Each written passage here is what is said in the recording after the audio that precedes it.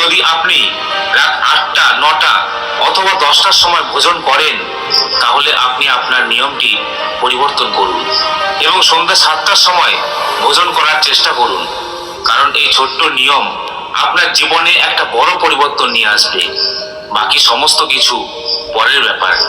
সব থেকে প্রথমে আপনাকে আপনার শরীরের স্বাভাবিক প্রণালীকে ঠিক করতে হবে। যদি আপনি এই নিয়মটির আরো বেশি লাভ পেতে চান, তাহলে আপনি সন্ধ্যা 7টার সময় ভোজন করার পরের দিন সকাল 11টার সময় ভোজন করুন। যদি আপনি এমনটা করেন, তাহলে আপনার কাছে 16 ঘন্টার সময় থেকে যাবে, যার মধ্যে আপনার প্রাণ শক্তি ওই ভোজনকে হজম করবে। এরপর আপনার শরীর তার মেরামতির কাজ শুরু করে দেবে। এইভাবে যখন আপনি আপনার শরীরকে আরাম দেবেন, পাচনতন্ত্রকে আরাম দেবেন, প্রাণ শক্তিকে নিজের কাজ করতে দেবেন, তখন এই প্রাণ শক্তি আপনার সম্পূর্ণ শরীরকে প্রভাবিত করবে, আপনার শরীরের সমস্ত সিস্টেমকে ঠিক করবে। আর আপনার এই প্রভাব 15 দিনের মধ্যে আপনার শরীরের মধ্যে দেখতে পাবেন। যদি আপনার কোনো গুরুত্বপূর্ণ রোগ ব্যাধিও থেকে থাকে, তাহলে সেটিও ঠিক হওয়া শুরু হয়ে যাবে। যদি আপনি অন্তত 10 ঘন্টা পর্যন্ত উপবাস করেন, তাহলে আপনার শরীরের মেদও কমে যাবে। আর যদি আপনি ওজন বাড়াতে চান, তাহলে আপনার ওজনও বাড়বে। কিন্তু যদি আপনার শরীরে অতিরিক্ত মেদ থাকে, সেটা কমে যাবে। কারণ মোটা হওয়া অনেক ধরনের রোগ ব্যাধিকে জন্ম দেয়। এই নিয়মটি আমাদের সবার জন্য সমস্ত দিক থেকে উপযোগী। ঠিক আমাদের শরীরের প্রত্যেকটি কোশিকার একটি পদ্ধতি আছে।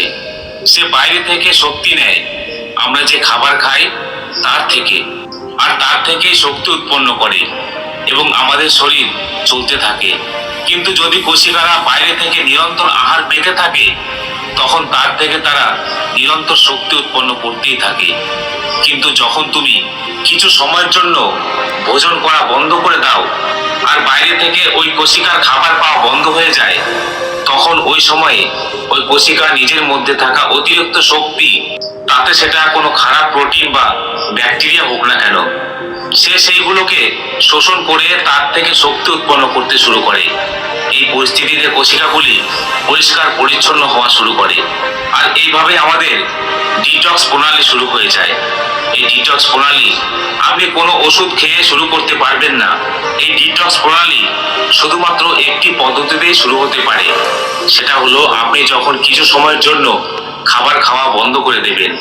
দিনের বেলা সম্পূর্ণ উপবাস করা লোকেদের পক্ষে কঠিন হয়, কিন্তু রাত্রে আপনি এই নিয়ম পালন করলে বেশিরভাগ সময় শুয়েই থাকতে পারবেন। যদি আপনি 16 ঘন্টা উপবাস করার নিয়ম শুরু করেন, সন্ধ্যা 7টার সময় ভোজন করে, যদি আপনি পরের দিন সকাল 7টা অথবা 11টার সময় ভোজন করেন, তাহলে আপনার খুব বেশি সমস্যা হবে না। কারণ এই সময় আপনি বেশিরভাগ সময়টাই শুয়ে থাকবেন, ঘুমিয়েই থাকবেন। সকালে উঠে আপনি আপনার নিয়ম প্রক্রিয়ার মধ্যে লেগে পড়বেন, যার জন্য এই সময়টা কেটে যায় আর আপনার খিদেও অনুভব হয় না।